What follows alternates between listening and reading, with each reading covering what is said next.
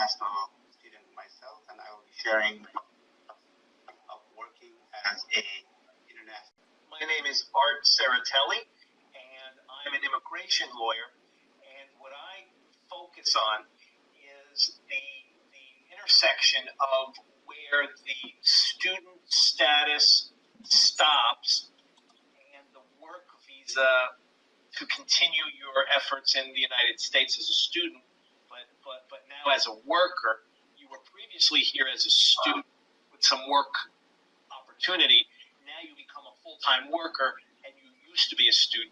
And I make sure that I'm trying my best. It's hard. I try to get the career office and the international student office and the students all on the same page. Thank you. Elif? Hi everyone, thank you so much for inviting me to this webinar. So I am currently an assistant professor at the Department of Counseling at San Francisco State University. This is actually only my first semester here. So I came to the United States as an international student back in 2008 as a doctoral student at Penn State University. So during my studies there, I became really interested in career counseling with international students. By the way, my specialty is in career counseling specifically. So, and I have done my dissertation research, 3 other research projects about international student career development and cross-cultural transition. And back in 2012, I also got enrolled in the NCBA International Student Services Committee. So I chaired that committee for 2.5 years. And I currently lead the research and writing team at the NCBA, which is National Career Development Association, again, International Student Services Committee. So, so my ongoing research is also really focusing on how to support international students in terms of making informed decisions to stay, to go, and to navigate not just the career issues, job search issues, but at the same time, the psychological implications, mental health implications of the whole transition process. Thank you. My name is Krishna Bista, Assistant Professor in Education at the University of Louisiana Monroe. And my research also aligned with international student issues and challenges in US and global settings. I do mostly collaborative research with a scholar across the planet from different colleges and universities. I established the project on Journal of International Students about 10 years ago. It's my pleasure to have you in today's webinar series. I do have 3 questions from my guest panels, and we'll start from the first question. And in a few minutes, Dr. Sharma from Stony Brook University will join us. Let me start with the first questions. The first questions for my guest, and any one of you can start, jump in. The first question is, do our colleges and universities in the United States provide enough legal and immigration support to international students? Sure, please. A couple of things. The first thing is, I'm so happy to hear that you're with NCDA. I'm working with the current chair of the International Student Group, and we're developing a pilot program at the University of St. Thomas in Houston, and we're going to discuss it at the Orlando conference. It's really aligned very well with this webinar. What we're trying to do, and to answer the question specifically, do the universities and colleges do enough legally in the immigration law area? In my opinion, yes. The schools will take the student from the embassy getting the student visa, or the scholar, or the researcher, and bring them all the way through to the United States and make sure they follow the rules to stay within the student visa rules. After the student visa is over, and the researcher, the student, the scholar, they want to stay and keep working in the United States, that's where I think the schools, there's a crack. There's a crack in the system. The school has done its part with the visa to keep the student in lawful status. Then you need, on the other side of this crack, you need to find a way to get a work visa or some sort of permission to keep staying here and doing what you need to do. In the middle is the crack where everybody falls through because sometimes the career office folks don't know enough about the immigration visa choices to help a student or a scholar or a researcher continue their career. In my opinion, where things are falling down, where people fall through the crack, is at the career office intersection with the work visa requirements. And that's why I'm so happy to be involved with NCDA, because we're trying to fix that. So this is really a small world. It's amazing. Sorry, I am just that. I'm at the office. I'm just trying to avoid, and we have heavy rain today. It's kind of rare in San Francisco, but I was just worrying that there will be some extra noise there. So I'm just so glad that we started with Arthur. He explained the situation. So the legal, legal support before students arrive versus before students departing the university. So that's a really important, I think, distinction there. So today I will be sharing my opinions, my knowledge, my experiences, of course, based on my background, which is career counseling. So in my introduction, I didn't mention that I worked at Penn State Career Services close to 5 years and had a lot of experience with international students. So, but then I've also seen many other universities doing work. We did some surveys with the NCDA, International Student Services Committee. So we also collected data from many universities. So based on all these experiences and data from our surveys, I can tell that many students, many schools, staff, particularly career counselors, advisors, really hesitate to advise students on this matter. Like when they are starting to get ready to graduate and look for jobs in the United States. I think this is happening for many reasons. From the people that we talked to, that we did survey and did interviews with, or the people that I worked with in the past, this hesitation happens because, first of all, there are changes to the system. So some regulations are changing. So people not really directly in the field are hesitating to share certain type of information, knowledge with the students. I think the other piece is that there is a large variety in the student cases. So, oftentimes we just talk about, F1 students, and now we talk about H1B, but there are so many different types of visas, and, some students come here with the government scholarships, and they have additional hurdles, like, hoops to jump in terms of, what requirements that they need to meet even before becoming eligible to apply for other types of visas here in this country. So there are so many different student cases. So my experience is that many career counseling staff and advisors really hesitate to make any recommendations or to share information given this diversity. The other thing in my experience, like what our colleges and universities provide, the dominant practice is the workshops. So usually international student services offices, they provide workshops, and they sometimes also invite immigration attorneys if they have the resources to do so. But again, based on my experience and the survey data that we collected, this type of service is oftentimes too broad, like too general. So students report that it's really not helpful to them because they really have questions again about their individual cases. So the timing is so critical. What academic field you're coming from is so critical. What type of industry you're targeting is very critical as well. So I think these services that we currently provide are usually too general, too broad. So we really need a lot more one-on-one kind of service. But again, that is really not happening, I think, at the university. So later on in the next questions, I will be happy to share some particular best practices from some universities where they do more. Thank you. Based on my experience as a student and now faculty, I have seen that many students receive basic immigration information from the visas to how to apply for the work permit or even applying for the green card, some of these basic information. But again, depending on the size of its university, the number of staff members in the Office of International Programs. So sometimes student looks like not receiving enough information or practical information or the timely information. For example, in our orientation program, we feed them information about the housings, health insurance to all immigration things. So the package of information we provide the students may be in different time frame, not appropriate in the context. So what I did in one of my individual research project was the court cases, all the immigration related court cases related to international students.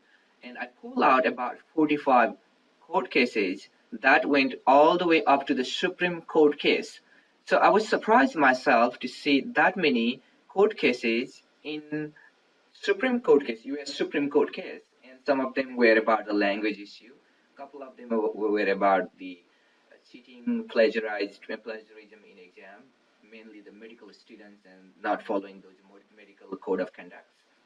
And some of them were about the work-related, illegal activities. For example, one person coming from another country sold so many books, and it was the case related to copyright. And a couple of cases with opening in a business in US when they were on the visa, student visa. So those kind of things. So I know Office of International Programs has, have a set of brochures, booklets to provide these students. But in practical life, in reality, how many of them are actually receiving and following and understanding U.S. cultural, social expectation in the context? Now we have Dr. Sharma. Hello, Dr. Sharma. Sorry, I was outside and I had a technological problem, so I had to change my place also. Okay, no problem. We are glad to have you. Now, let's move to the second questions that we have for today. About workshops. The school really tries hard with the budgets they have. Again, in my opinion, I think they try and do a good job to keep the J1, the F1, all the different variations of visa on campus. Those people get great advice. When there are workshops about what happens after you graduate, that's where the information is too general. There's too much. And what I try to do, and again, if we can figure out a best practice and take me and multiply me by 1,000, I stay on campus for 2 days. And I'll give a presentation maybe once or maybe one a day. But then the rest of the time I'm there, I have one-on-one meetings with students. And I do try to get to the one-on-one meaningful advice tailored to people. And the trick is, how do I do this? How do the schools afford it? And the answer is, I do it for free. And it's not normal. What I do is not normal. But in my little corner of the world, I'm trying to do exactly what Elif mentioned. And that's why I'm really impressed that you, in my opinion, what Elif said is the entire summary of this entire conversation. The workshops are too general. After you graduate, there's a workshop. What happens after you graduate? It's too general. You can't. But the workshops for what happens on campus, can you work on campus? Can you work off campus? What is OPT? What is CPT? That stuff is good. That's fine. How do you travel with an expired student visa? What do you need to do to get a new visa? That's all good. It's the career stuff afterwards where we get into trouble. Sorry. No problem. So the second question for the panel is then, since we have these immigration services support systems embedded in our school career services or the Office of Student Affairs, then how could they do better? How can they improve their services? I know we were back and forth earlier, but still, if you have some additional information, suggestion, feedback. We can just do more of them. So I think that's the answer. So really being able to explore what other universities, other institutions are doing, what are those best practices, what's really working about them, how did they build the connections, how did they organize these services, how do they provide them, how do they evaluate them, improve them, really kind of connecting with others, collaborating with others, and following, using, adapting those best practices on our own campuses. So I would like to share a couple of examples very briefly in here. And these examples are actually coming from our NCDA, again, National Career Development Association, International Student Services Committee resource book. So you can locate that if you go to the NCDA website under the resources. You can find it under International Student Services Committee information. So it's called Resources for Partnering with International Students. So in this resource book, we share some best practice examples again. So one of them is, for example, from the Kelly School of Business at Indiana University, Bloomington. So they had a program called Immigration Bridge Program.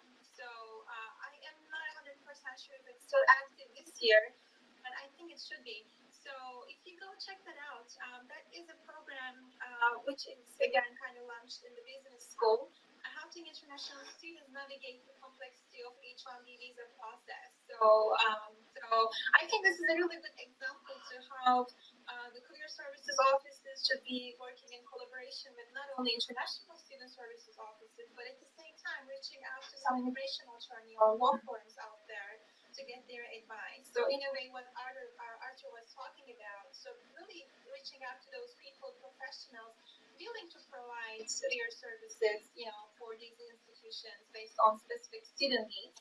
So that's one example.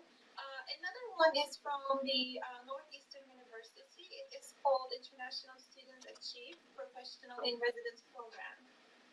So this is another new program where the former international students who are now working with professionals and sometimes in roles of managing or hiring return to campus.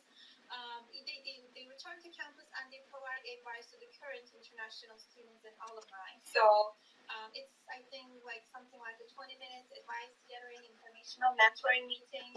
So they share their insights, their experiences. And sometimes some of these individuals are immigration attorneys, maybe, who knows, but they certainly have information, experience about the whole process. So, for the sake of time, I won't be mentioning other examples, but if you go to our resource book, you can see these things. So in addition to these type of best practices that we can learn from each other and adjust to the needs of and the funds of our campuses, we can always do a small-scale version of these type of programs in our institutions. I think another key thing in terms of what we can do better is training our student service staff members better. So again, as I said in the first question, people hesitate. Career services people, for example, hesitate to share information because they simply don't have enough information. So it's a good thing. It's a good thing from a professional competency standpoint that they are not advising students about something they are not as informed about. But our surveys showed us that career counselors are really willing to learn more information. So I'm hoping that institutions, in my case, I'm talking again from the perspective of career counseling services, I'm hoping that the administrators at such centers will be willing to provide more training to their staff members, their counselors and advisors. Another key thing is that not just informing others about these immigration regulations, how to talk to students, like what type of information is states to share with the students. Besides this, we have a resourceful department or program under the career services is the employer relations. So employer relations is really key to the career services at the university. So the strengthening the employer relations, like really trying to encourage them to become more international, being able to reach out to employers willing to hire international students. But it's not as easy to do as it said. Like it's a big hurdle. Why is that? Because the employer relations sometimes also hesitate to reach out to employers, ask them whether they hire international students or whether they would be willing to hire international students, because they don't want to intimidate them. They don't want the employers, companies to take it as a direct request from them. So, from a counseling standpoint, I think we should also be doing some systematic explorations. So what is happening within the whole system, the dynamics of our institution in terms of how we perceive the employment of international students, how we perceive the support of international students. During my experiences, at the same time, again, the survey data shows us that there are really some hesitations with some hidden agenda, like, again, the perceptions around the employment of international students. It's often socio-political, sometimes economic, but we really need to have these conversations and explore our dynamics as an institution, and then, just be honest in terms of, again, how much we support and how much we are willing to support this population. Especially in the current political climate in the United States, I think this topic is very critical. Unfortunately, people are already having more difficult times to have these conversations. But it's time to advocate much more for international students. A lot of them are quite anxious right now. Things feel very uncertain to them. So we need these type of services, again, information giving, but at the same time, the counseling competency, being able to support them in uncertain times is becoming more important too. So one last thing I will say is that even if we cannot do these type of programs, whether it's resources, staff members, not sufficient, whatever reasons, at least like simply preparing some handouts, some, information brochures for employers. During the career fairs, we can distribute them, or we can just attach that information as we are sending emails, as we are communicating with the employers. I think even that is a big service. And again, in our committee, our NCDA committee, we created a sample handout information for employers. So if you would like to have an example just to see what that information handout would look like, you can refer to our resource book. That was very helpful, very useful. What was the name of the page? What was the page that you mentioned on the NCDA website where we can find that booklet? Sure, yeah. If you go to NCDA website, again, it's National Career Law Association website. If you go there, you will see that there is a resources link. Okay. When Elif was talking about all of these challenges in the current climate, as I'm a professor of writing and communication, and I teach international students in terms of their language proficiency, their low, undergraduate to graduate level writing, and finally when they're preparing for the job market, I know about challenges that these students face other writing faculty don't. And I not only help them to fix their grammar on their resume, but I also understand what the bigger challenges that they're facing. And I have gone through that, right? And I was wondering how often universities are coordinating this. People hesitate, career services people, for example, hesitate to share information because they simply don't have enough information. So it's a good thing. It's a good thing from a professional competency standpoint that they are not advising students about something they are not as informed about. But our surveys showed us that career counselors are really willing to learn more information. So I'm hoping that institutions, in my case, I'm talking again from the perspective of career counseling services, I'm hoping that the administrators at such centers will be willing to provide more training to their staff members, their counselors and advisors.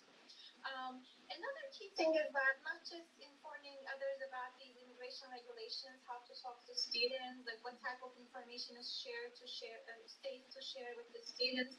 Besides this, we have a resourceful department or program under the career services is the employer relations. Employer relations is really key to the career services at the university. So the strengthening the employer relations, like really trying to encourage them to become more international, being able to reach out to employers willing to hire international students. But it's not as easy to do as it said. Like it's a big hurdle. Why is that? Because the employer relations sometimes also hesitate to reach out to employers, ask them whether they hire international students or whether they would be willing to hire international students, because they don't want to intimidate them. They don't want the employers, companies to take it as a direct request from them. So, from a counseling standpoint, I think we should also be doing some systematic explorations. So what is happening within the whole system, the dynamics of our institution in terms of how we perceive the employment of international students, how we perceive the support of international students. During my experiences, at the same time, again, the survey data shows us that there are really some hesitations with some hidden agenda, like, again, the perceptions around the employment of international students. It's often sociopolitical, sometimes economic, but we really need to have these conversations and explore our dynamics as an institution, and then, just be honest in terms of, again, how much we support and how much we are willing to support this population. Especially in the current political climate in the United States, I think this topic is very critical. Unfortunately, people are already having more difficult times to have these conversations, but it's time to advocate much more for international students. A lot of them are quite anxious right now. Things feel very uncertain to them. So we need these type type of services, again, information giving, but at the same time, the counseling competency, being able to support them in uncertain times is becoming more important too. So one last thing I will say is that even if we cannot do these type of programs, whether it's resources, staff members, not sufficient, whatever reasons, at least like simply preparing some handouts, some information brochures for employers during the career fairs. We can distribute them, or we can just attach that information as we are sending emails, as we are communicating with the employers. I think even that is a big service.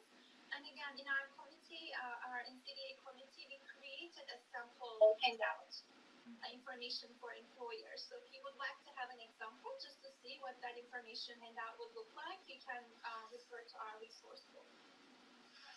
That was very helpful, very useful. What was the name of the page? What was the page that you mentioned on the NCDA website where we can find that booklet? Sure, yeah. If you go to NCDA website, again, it's National Career Law Association website. If you go there, you will see that there is a resources link. Okay. Yeah, so if you go the resources, there are a variety of resources actually, which are really helpful. So there, if you go all the way down. Dr. Sharma, would you like to add anything based on your I was experience? just wondering when Elif was talking about all of these challenges in the current climate, as I'm a professor of writing and communication, and I teach international students in terms of their language proficiency, their undergraduate to graduate level writing, and finally when they're preparing for the job market, I know about challenges that these students face other writing faculty don't. And I not only help them to fix their grammar on their resume, but I also